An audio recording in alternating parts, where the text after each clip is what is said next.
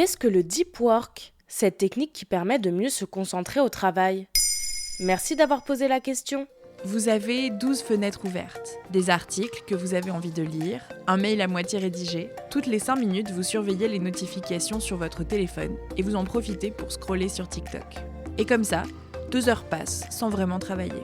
Ça vous énerve. Quand vous étiez ado, vous pouviez peut-être lire un livre d'une seule traite ou réviser 5 heures d'affilée. Rassurez-vous, vous n'êtes pas les seuls. Et il existe une solution pour gagner en efficacité et en concentration, le deep work. Qu'est-ce que c'est? C'est d'abord le titre d'un ouvrage de Cal Newport, un professeur d'informatique à l'université de Georgetown aux États-Unis. Il est traduit en français en 2017 sous le titre « Deep Work, retrouver la concentration dans un monde de distraction ». Cal Newport est aussi l'un des grands noms du développement personnel. Selon lui, le deep work est un état de concentration absolue qui pousse vos capacités cognitives jusqu'à leurs limites. Il s'oppose au shallow work, le travail superficiel.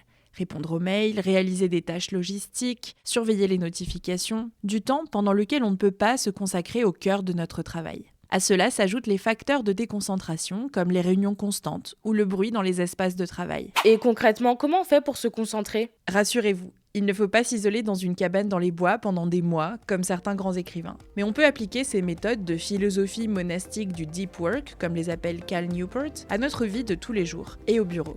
Il faut structurer sa journée autour de moments de travail intense. Dans l'idéal, 1 à 2 heures, à des moments de la journée où on sait qu'on est efficace. Il faut éteindre son téléphone, fermer les onglets comme Twitter ou les mails et prévenir les collègues avec diplomatie, quitte à mettre un casque anti-bruit. Le but est de se concentrer sur une tâche très prenante au niveau cognitif. Une fois le deep work terminé, on peut reprendre le shallow work et se distraire un peu en regardant les réseaux sociaux. Selon Cal Newport, 2 gros blocs de deep work peuvent permettre de faire son travail de la journée et donc de passer moins de temps au bureau pendant lequel on n'est pas toujours efficace. Aujourd'hui, on rencontre souvent des problèmes de concentration au travail? Oui, c'est un peu le mal du siècle. Dans son livre Stolen Attention, Attention volée, le psychologue américain Johann Hari parle d'une crise de l'attention. Il y a bien sûr le modèle économique de beaucoup d'entreprises de la tech qui gagnent de l'argent grâce à notre attention, notamment avec les publicités, mais aussi d'autres facteurs comme la pollution chimique ou la baisse de la qualité du sommeil. Pour le psychologue, la baisse générale de l'attention est un problème systémique. Il cite le droit à la déconnexion français comme une très bonne initiative. C'est le droit à ne pas être joint par ses collègues en dehors des heures de travail.